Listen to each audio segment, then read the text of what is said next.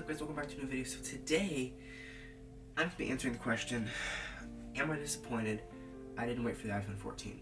Now, I have an iPhone 13 Pro, 512 gig, and I love this phone. It's a big upgrade from what I had before, which was an iPhone XS. And am I disappointed I didn't wait? No. Here's why. Being a photographer, obviously I use a camera for 90% of what I do, but what I have as my phone doesn't really affect that as much as you might think it does. Would the 14 be nice? Yes. Now why? Well, it has a higher megapixel main sensor, has a better feature set for photo and video. Now, what I had before, an iPhone XS, was okay, I took a lot of pictures on it, but if I'm actually going to be taking pictures, I'm going to be doing on a dedicated camera, and that's not something that the iPhone is. The iPhone's a good camera, but it's not a dedicated camera. Now, for me, what worked best for me was to use my camera at the time, which was a Panasonic DMC GX85. It was a Lumix. It was their Lumix line. I'll throw a picture up on the screen now of what that camera looked like. And it worked. It worked for the time. It worked great. I took thousands and thousands of pictures on it. A lot more than I've actually taken on this camera that I'm shooting on now, which is a Sony a7 IV. This is a big upgrade for me. But that camera eventually bit the dust. But that's not what we're here to talk about. We're here to talk about my iPhone 13 and why I didn't wait for the iPhone 14. Now, obviously, the best phone, just like cameras, the best phone is the one you have with you. The best camera is the one you have with you. And for me, my old phone was not lasting 3 hours on a charge, and so something needed to happen. Now, while I could have gotten, of course, a battery replacement or bought another used phone at the time, it was kind of my best interest as I was going to college to just go ahead and get a summer job where I was going to be working like stupid long hours, just go ahead and get a new phone. Being my summer job was media related, it just made sense to kind of have a new phone that's just going to work and help me be more productive in a way. Now that sounds really weird, but I assure you it really wasn't. So, am I sad I didn't wait for the 14? Not really. The 14 brings some really cool feature sets. Of course, the notch is gone. Of course, you know, it's got the new camera setup on the back. And of course it's got the new chip, so obviously it's going to be faster. But this phone is so good.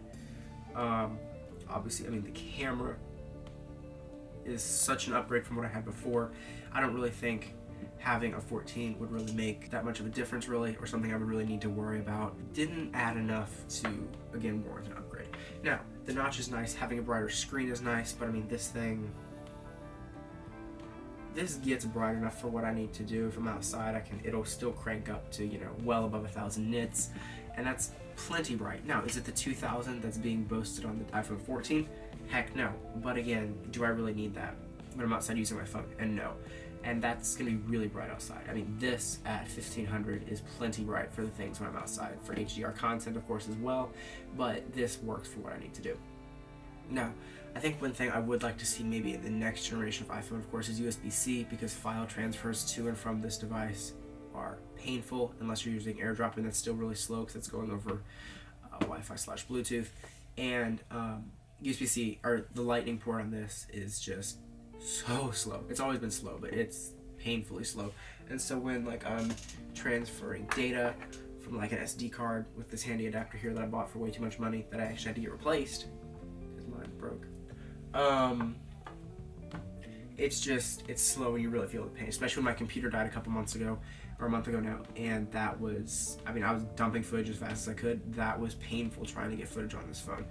I had to, because this is a 512 gig phone, and so it had a couple hundred gigs free on it, and I had to get stuff on here. It was just a really painful process. So I would really like to see USB-C. And the UE actually looks like they did something, or made it a law kind of that all phones have to be USB-C, which is going to be cool to see what Apple does to combat that.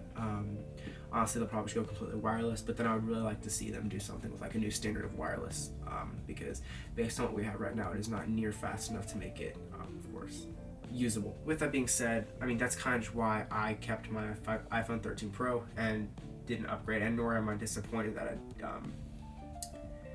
I know I'm disappointed that I didn't wait for the iPhone 14. I mean, every phone's gonna be better. Every phone's gonna be new. Every phone's gonna be crazy. There's gonna be something new on every phone.